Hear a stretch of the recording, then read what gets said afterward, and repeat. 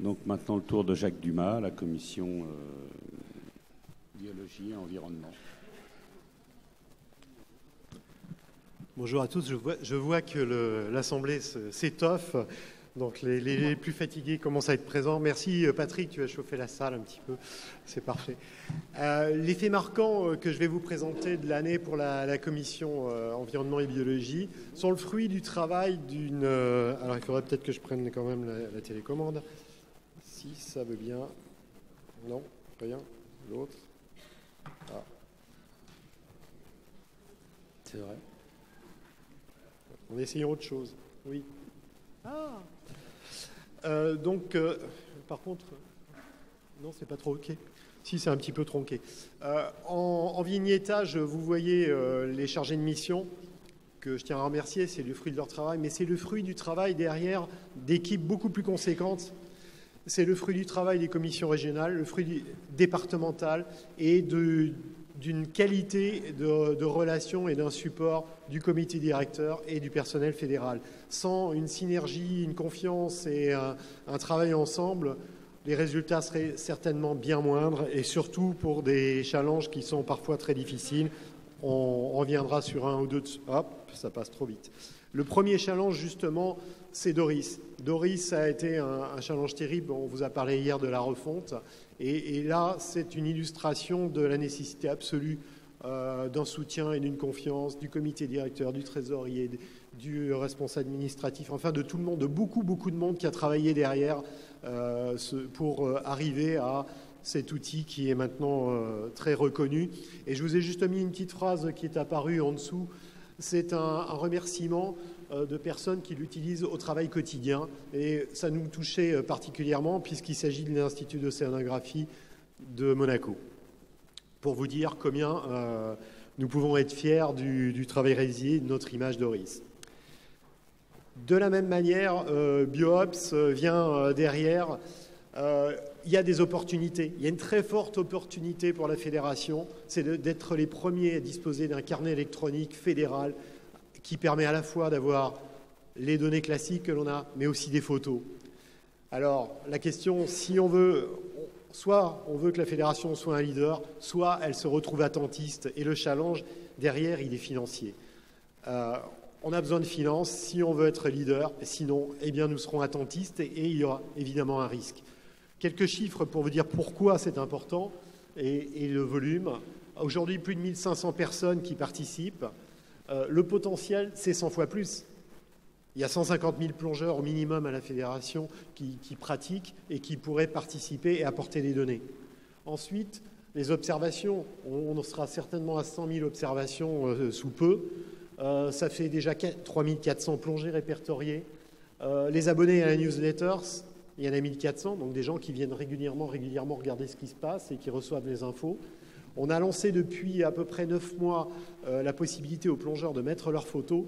Ça, c'est quelque chose de complètement nouveau.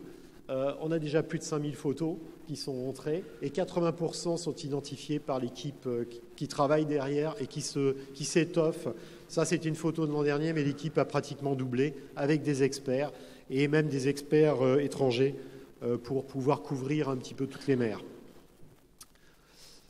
En ce qui concerne les formations, là aussi, un gros travail, c'est là où la démultiplication dans les régions, dans les départements est importante et dans les clubs. On a fait des grands changements cette année. On a permis, ce qui n'était pas jusqu'à présent, l'accès aux plongeurs bio niveau 1 au handi, et il y a déjà des brevets délivrés. Mais surtout, on a modifié notre formateur de biologie niveau 1. Alors ça, c'est extrêmement frais puisque ça a été validé au mois de février par le comité directeur. Donc c'est en mise en œuvre actuelle pour permettre à nos formateurs de former des plongeurs bio de niveau 2. Il y avait un manque parfois de cadres et on espère que ça va stimuler et permettre plus de formation encore. D'autre part, on a créé un cursus jeune plongeur bio. Et celui-ci aussi se met en place. Pour vous dire que ce sont des chantiers commencés il y a déjà pas mal de temps, avec des équipes compétentes qui ont réfléchi dessus. Et maintenant, il faut démultiplier, mettre en œuvre et permettre à nos cadres d'être au niveau pour réaliser ces formations.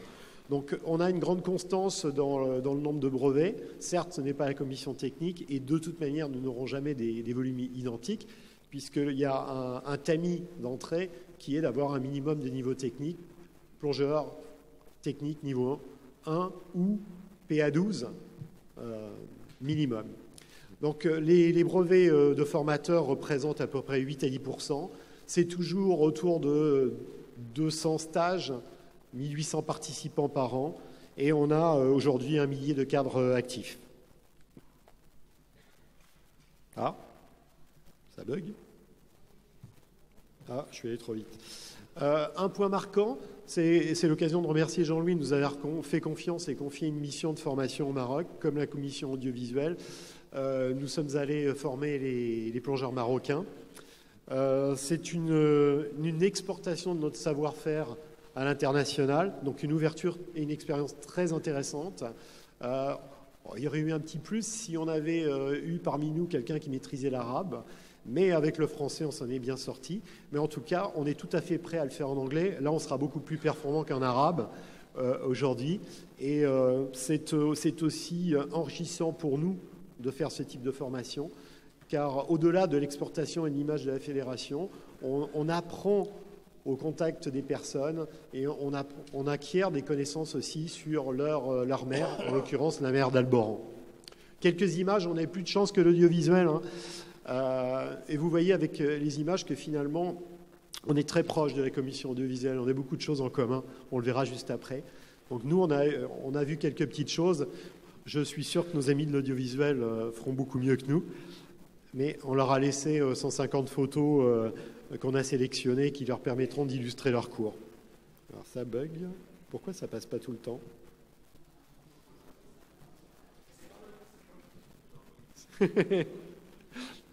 J'appuie, mais il ne se passe rien.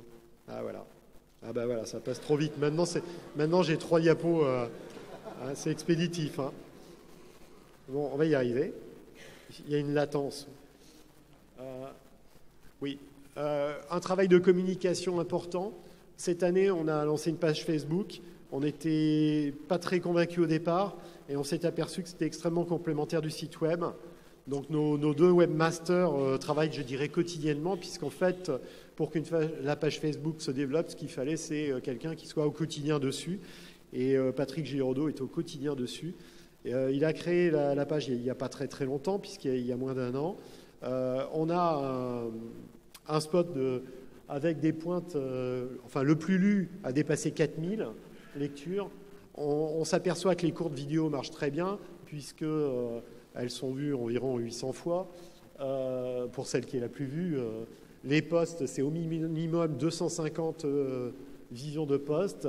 Et la plus grande portée qu'on a vue, c'était 4500. Donc il y a beaucoup de transit, beaucoup de personnes qui viennent pas pour les mêmes choses que sur le site web. Donc on est satisfait de l'expérience pour laquelle on pouvait avoir des doutes au départ. Mais c'est encore une fois, c'est les images qui permettent d'avoir du monde. Et c'est surtout les vidéos et les photos qui amènent les échanges.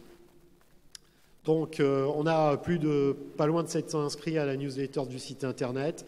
Et on a cumulé plus de 500 000 consultations d'articles en 7 ans sur le site web, mais essentiellement les cursus, les formations et les comptes rendus, alors que sur la page Facebook, ce sont les images, avec voici quelques chiffres au 1er janvier, après donc seulement 4 mois d'existence.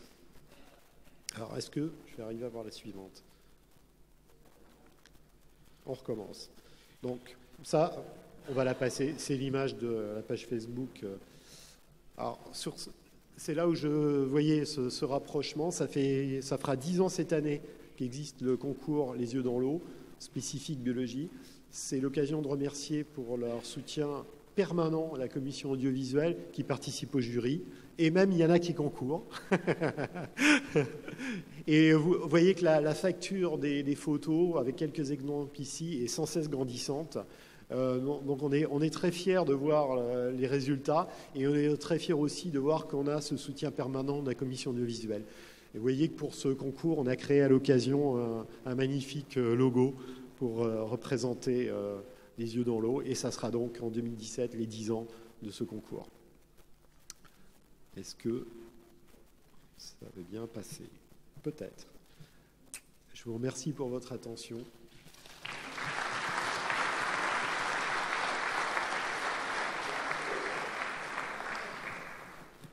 Y a-t-il des questions? Je regarde la montre. Pas de questions. On passe au vote. Y a-t-il des personnes contre?